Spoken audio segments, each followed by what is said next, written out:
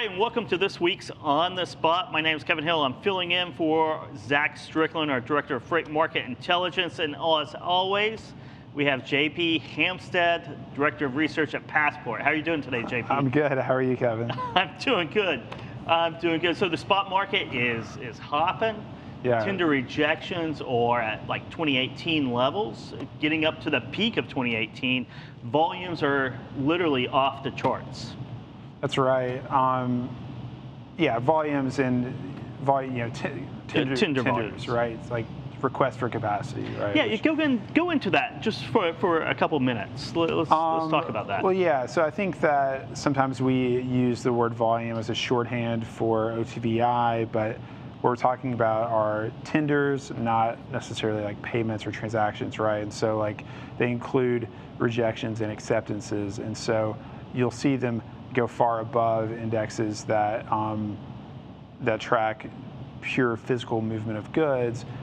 What the tenders tell us is the way that shippers are behaving in the marketplace, right? And their freight include, the tenders include a sort of, if you wanted to think about like your mental model of what's in EDI, which is you would think mostly like large shippers to large asset-based carriers, but also some to 3PLs, mostly contract, but also what you think of as like surge and spot freight are all sort of included in OTVI in those tenders. So, so as tender rejections go up, tenders go up. Yeah. And there's a spread in between there. I saw you post that out this weekend to get a sense of what that means. Right. And so there are different ways of thinking about it. I mean, one sort of rough and ready calculation you could do is you could look at OTVI-Y, which is the growth in OTVI year over year, subtract the rejection rate from it, and that gets you closer to like a real year over year growth.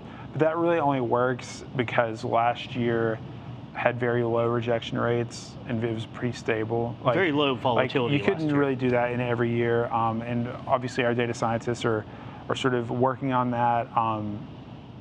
I just think when you're talking about indexes and this sort of fundamental data, the data sets are designed to answer certain questions. They're bad at answering other kinds of questions, and so you just have to be aware of like how the data is structured, what you're asking it to do, and then when you make supplements or alternatives or derivatives of it, those have to be done sort of intentionally with again a goal of answering a specific question in mind. So, but yeah, tenders are very high. Rejections are very high. They come in a little from 22%. Now they're still above 21%. And it makes me kind of. We wondered about this on our trucking markets report this week. Like, how high should they go? Do they need to keep going higher, or do they necessarily keep going higher? Why would that? I mean, in 2018. There were a couple of different like peaks in tender rejections around 25%. And if you think about the way that shippers and large asset-based carriers act in the market, that might be kind of as high as they need to really go. Like a ceiling, right? Because we were talking about, Michael Vincent and I were talking about this a day or two ago, where in April, we saw tender rejections fall below 3%, and we were calling that like full capacity, kind of like full employment. It never goes to zero, but there's a natural or artificial floor, whatever you want to call it. There could be a ceiling before behaviors change and exactly. other things happen. So you're talking about when asset-based carriers start managing for yield rather than utilization. So they're being choosier. They're rejecting 1 out of every 5 loads. They probably have these large carriers have brokerages that can also feed them loads and help optimize their freight mix. And then you've also got sort of discussions about surge pricing. You have spot loads that are being tendered. You also have discussions about renegotiating contract rates, and those kind of together, maybe they only need to reject 25% to optimize what they're trying to do. Yeah, so I mean, basically, if you get up to 25%, that automatically changes tactics and Maybe you're renegotiating rates up, you're going into the spot market, so tenders are accepted and you're at that point. and you're right? finding all the freight that capacity. you need, right? Like your contract network should be set up to efficiently utilize your fleet, and maybe to get the optimal result in a hot market, you only need to replace about a quarter of it, or to totally optimize the fleet, right? And that's not to say that reefer out of Little Rock might have higher than 25% rejection rates at certain times of the year, but just sort of on a national industry average basis.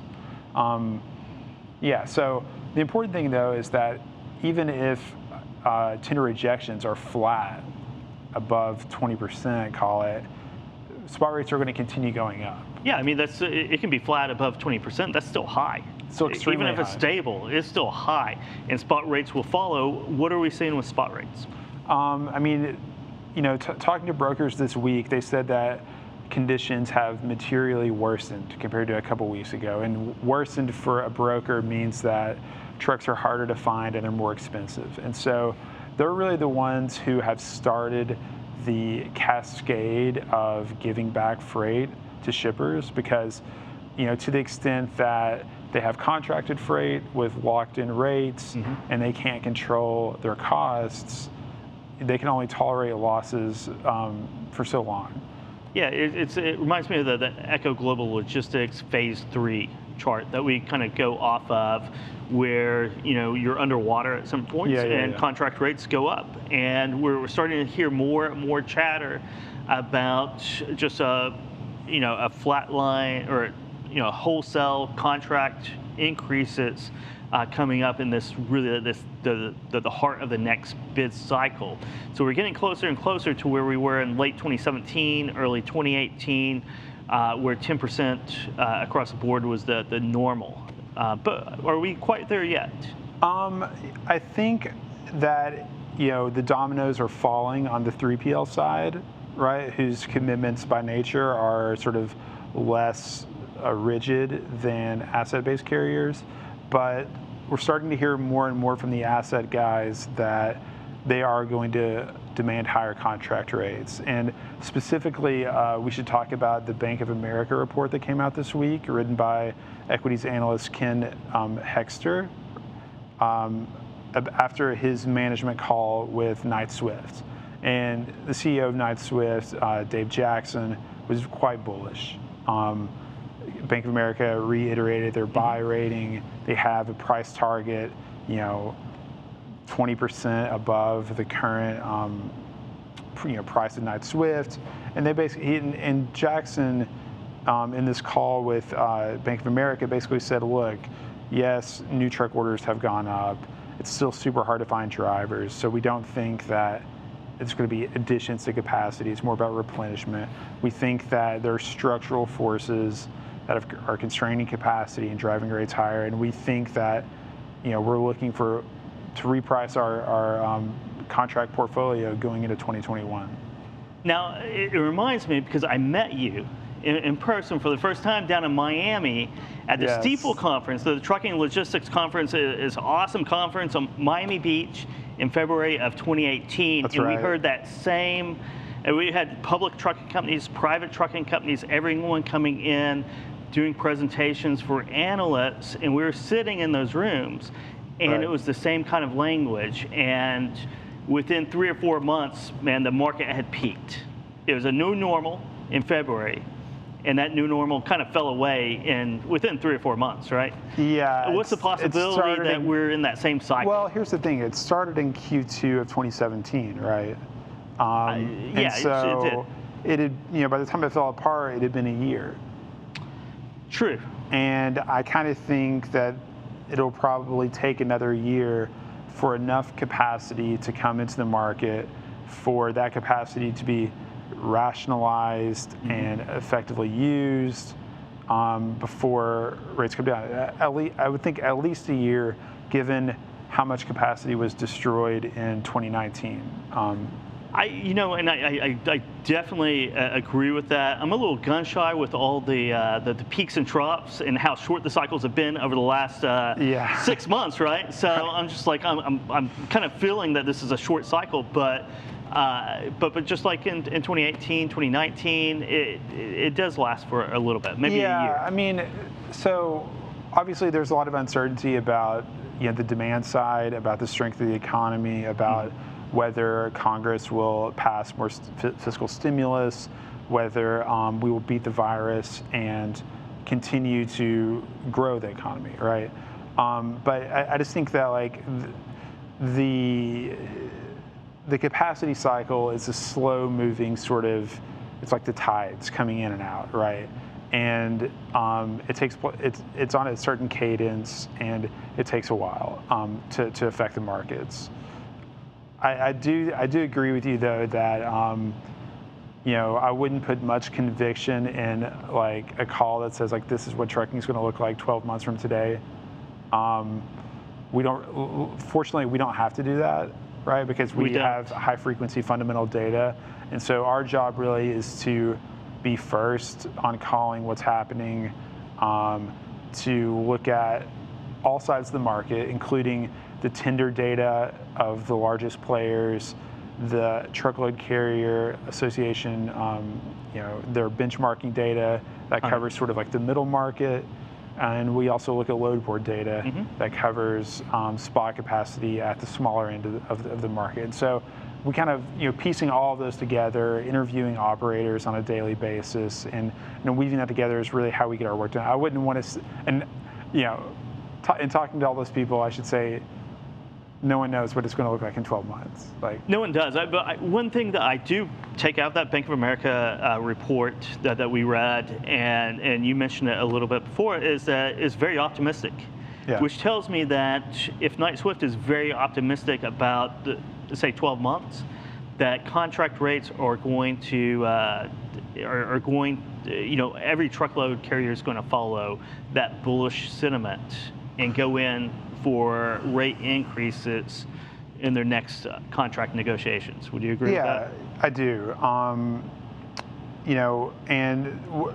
I think that most of the asset-based carriers may keep their powder dry until October or thereabouts, sort of the traditional bid season, and when they have the most sort of undeniable pricing power, like right in Q4. Yep. So it may take a little bit longer for them. I think for the 3PLs, it's well underway. You can't go underwater on contract pricing for very long if you're a 3PL, right? No. And so so it's quite interesting. The economic picture is difficult to sort of perceive in our crystal balls, but I mean, I think that the capacity thing definitely has a certain rhythm. What's interesting too, I don't think we've talked about it on this program yet, but did you see the latest edition of the Coyote Curve? I did, yes. Okay, so if you remember at the end of 2019, Coyote called for the beginning of a new inflationary cycle in Q1 2020. Then COVID happened.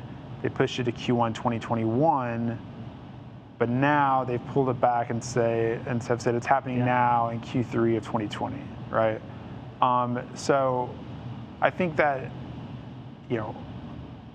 and I think most of that uncertainty and that sort of zeroing in on the moment of inflection really has to do with like the demand side. I think that they knew at the end of 2019 that we were set up for constrained capacity.